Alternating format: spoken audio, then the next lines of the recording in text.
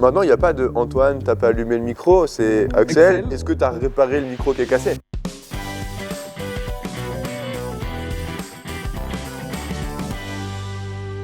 Il y a quelques mois maintenant, Antoine a acheté des tout nouveaux micros, le Holyland Lark 150, qu'on a d'ailleurs testé avec Alex.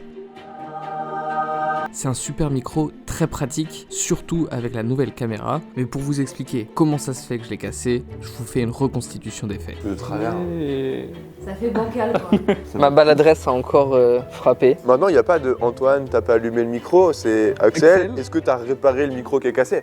Le Holyland est sur la 7S3, la 7S3 qui est toujours aussi lourd, ça vous le savez, la caméra qui est elle-même sur un GorillaPod, et je prends le tout que je pose sur la table du salon. Et c'est à ce moment...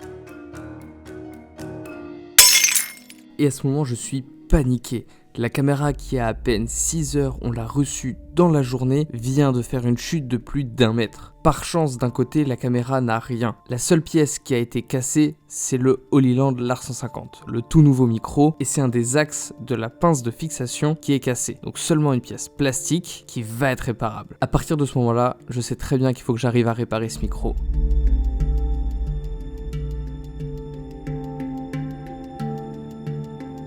On essaye de l'utiliser pendant quelques jours sur la caméra, c'est pas droit, c'est bancal, et puis à tout moment ça risque de se casser, et là on risque de vraiment abîmer le matériel. Donc on n'utilise plus que les micro-cravates en intérieur avec un long câble pour pouvoir poser le récepteur à un endroit sûr. Après quelques semaines, c'est décidé, je m'y mets. Je commence par faire un croquis de la pièce que je dois remplacer sur mon carnet. Je relève les cotes importantes et les cotes fonctionnelles au pied à coulisses. La pièce a une fonction particulière, elle doit pouvoir interagir avec le reste du micro. Ces parties-là sont donc fonctionnelles et demandent une grande précision. A contrario, le logo ou bien les morts de la pince ou même les arrondis, ce sont pas des cotes fonctionnelles, ce sont là pour l'esthétique, donc il faut que je reste précis et assez fidèle à la pièce originale, mais j'ai un petit peu plus de liberté.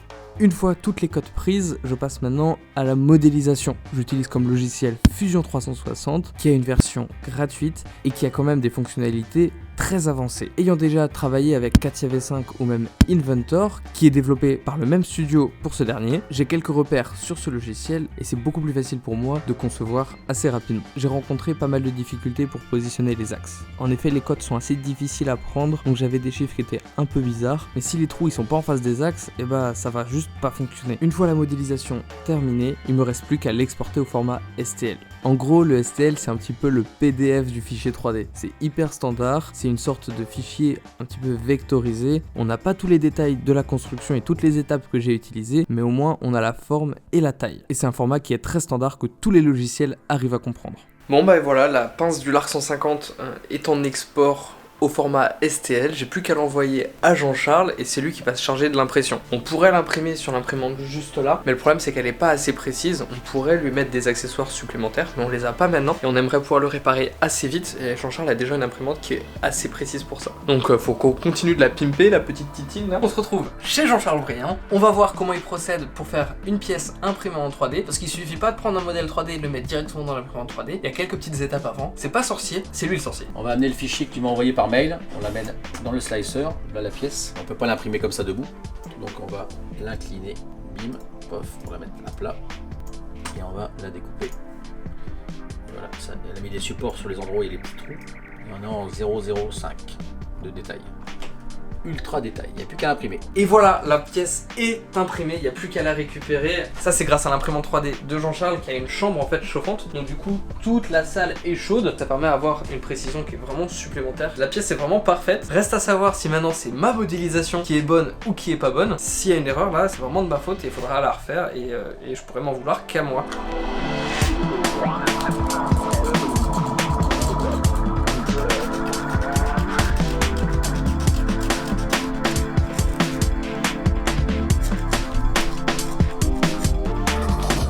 On a pris le Holyland, on va pouvoir tester directement après quelques petits ponçages parce qu'on a vu que ça passait pas forcément très bien tout de suite. J'avais fait exprès en fait de rajouter sur les rainures qui faisaient l'ajustement avec les petites, comment on appelle ça là, les espaces, les supports de flash, exactement. J'avais fait en sorte, comme c'est différentes tailles, c'est assez normalisé, mais celle sur la Small Rig c'est pas la même que sur la M50 et encore moins celle sur la 7S qui est hyper étroit. Du coup j'avais fait exprès de mettre une seule rainure très fine et comme ça je sais que celle-là on peut la limer et pas abîmer le reste de la pièce. Donc cette rainure étant maintenant limée proprement parler joliment les doigts de fée du sorcier. On peut vérifier si maintenant ça marche bien sur le Highland. Et on peut voir que même sans les axes et sans le ressort, on vient bien se mettre, on entend que la clipsation en fait. Mes axes ici correspondent parfaitement aux axes qui sont là et ça vient se mettre, s'ajuster parfaitement. Ça rentre dans la boîte, il n'y a plus que les axes à mettre et les ressorts, ça va être la partie la plus pénible parce qu'il va falloir mettre le ressort, le maintenir tendu et faire passer les axes. Vous allez voir, ça va être une belle partie de plaisir. On se retrouve à l'appartement pour ça. Je viens d'assembler directement le ressort qui permet justement la petit déplacement et le petit pincement de la fixation qui passe à merveille, c'est trop beau. Également les petits axes qui passent super bien, c'est top. Sauf que impossible de remettre la main sur le ressort. On a cherché partout. On a retourné l'appart. On a défoncé des stylos pour essayer d'en retrouver. Ça fait 3 jours qu'on est sur le coup. J'ai démonté le laser de 47R pour regarder le ressort qu'il y a dedans. Enfin, on a tout fait. Jusqu'à... On a trouvé un briquet. Parfait. C'est un enfer à faire.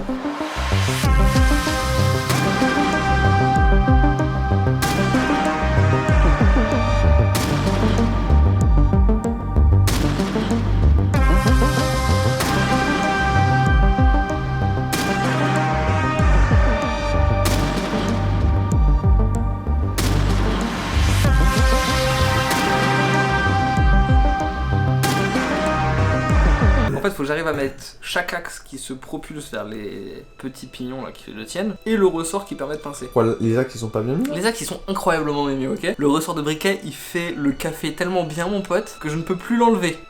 Mais tu veux pas essayer de remettre le ressort, l'autre ressort bien? Avant de le mettre dans les axes, Ouais, bah oui, faut mettre bien. faut le comprimer. Ouais, j'ai capté. Comprimer les axes et faire. J'ai capté. En vrai, ça va s'enlever, c'est pas trop gênant. C'est juste chiant que tu penses que c'est fini, mais c'est pas fini. Le 47 est l'adresse à laquelle on a passé nos vies. Le secteur du collège au lycée, je crois que c'est passé trop vite, on se comprenait. Même lorsque l'on se taisait, on s'est tout raconté, même en passant par la première baise. Tu peux terminer dans la config de terre? Non. Je veux revenir un peu en arrière. En gros, faut que j'arrive par en dessous, là, comme ça. Il va glisser en butée, descendre directement dans le trou. Ça, faut rester tout bas du sol.